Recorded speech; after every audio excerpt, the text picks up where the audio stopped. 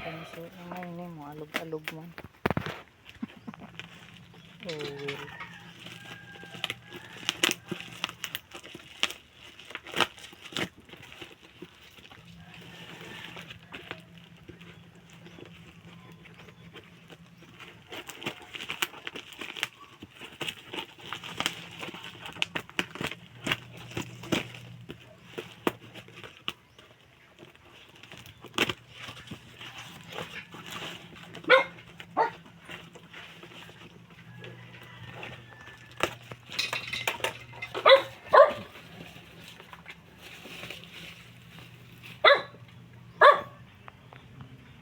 Sakto? Ha? Lima. Okay.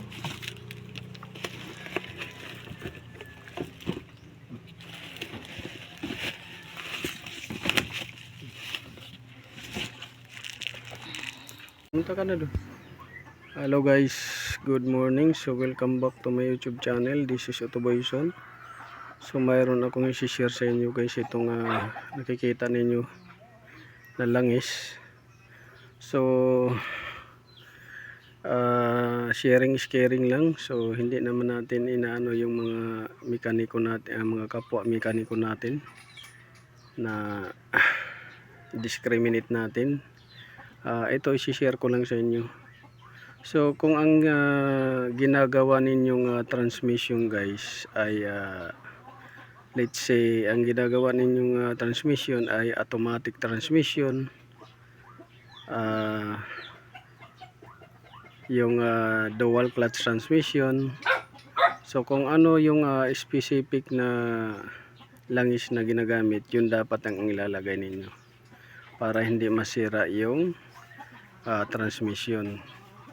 So kagaya nito guys, yung nilagyan natin ng langis, pinalitan natin ng langis ay yung Hyundai Accent dual clutch transmission. So ang nakalagay dito guys na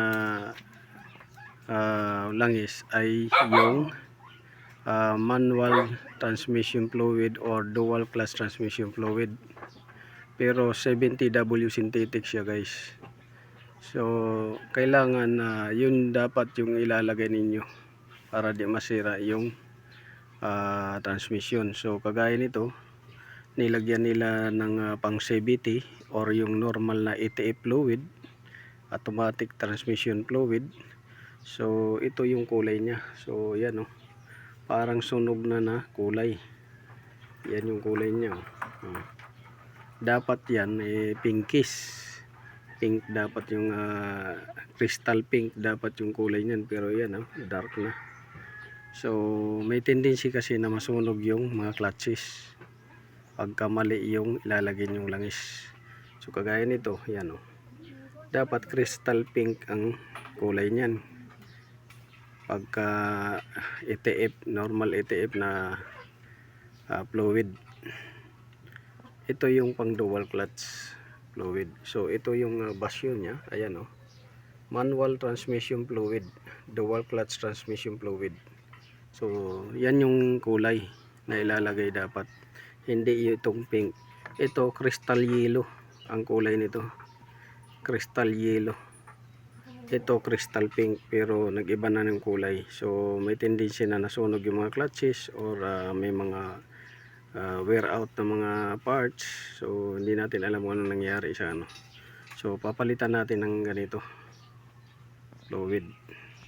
So ang ginawa kasi nila, siguro hindi sila nakakuha guys ng nakahanap ng itong fluid na to dahil mahirap hanapin to at saka mahal to, halos 2,000 sa ibang store, 1,600 to 2,000 ang isa. So wala siguro silang nahanap, kaya nilagyan nila ng normal ETF fluid itong fluid na to. So ang hindi nila alam, makakasira to dahil ang specification na fluid is ito talaga, crystal yellow ang kulay, hindi itong normal ETF. So itong ETF na to pang CVT na mga ETF, automatic transmission na fluid o transmission, AMT ng mga transmission, IMT, ganyan. So ito yung mga fluid na ginagamit sa mga automatic na normal fluid ng E-tape. Pati sa power steering ito rin ang ginagamit. Pero ito iba na yung kulay guys. So hindi natin alam kung may nasunog na doon na parts. So ito yung ilalagay natin, pero ipa-flashing muna natin para may hagod pa siya makuha na para hindi mag-contaminate yung fluid.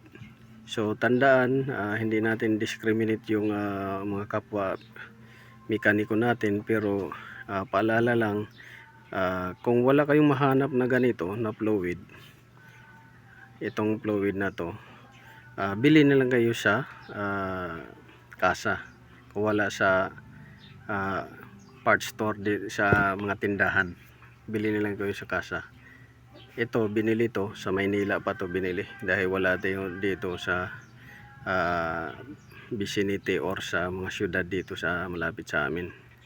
So ito yung ito yung common na marami, pwede sa power steering, pwede sa steering rack, pwede sa transmission, pwede rin to sa PTU, yung power transfer case unit, pwede rin yan.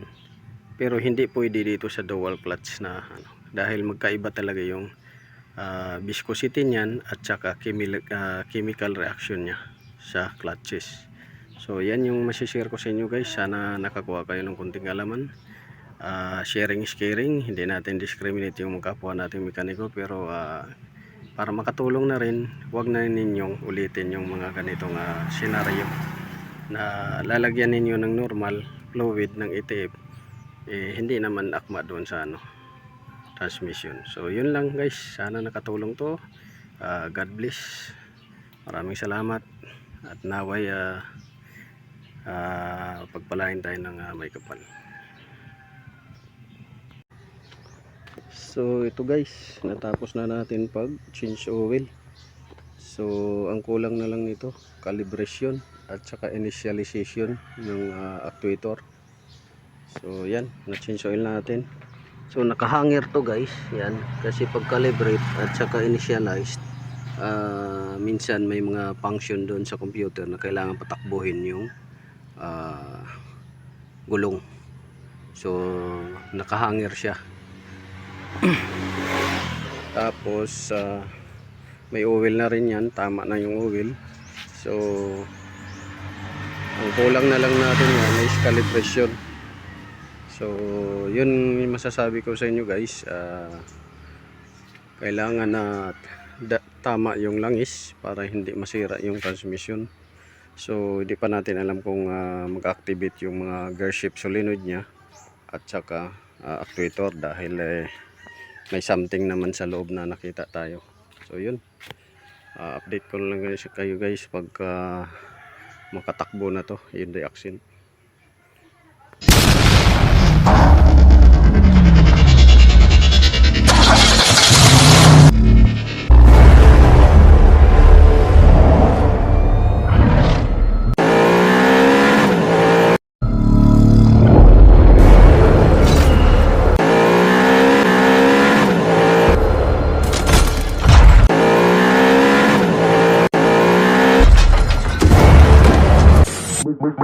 Make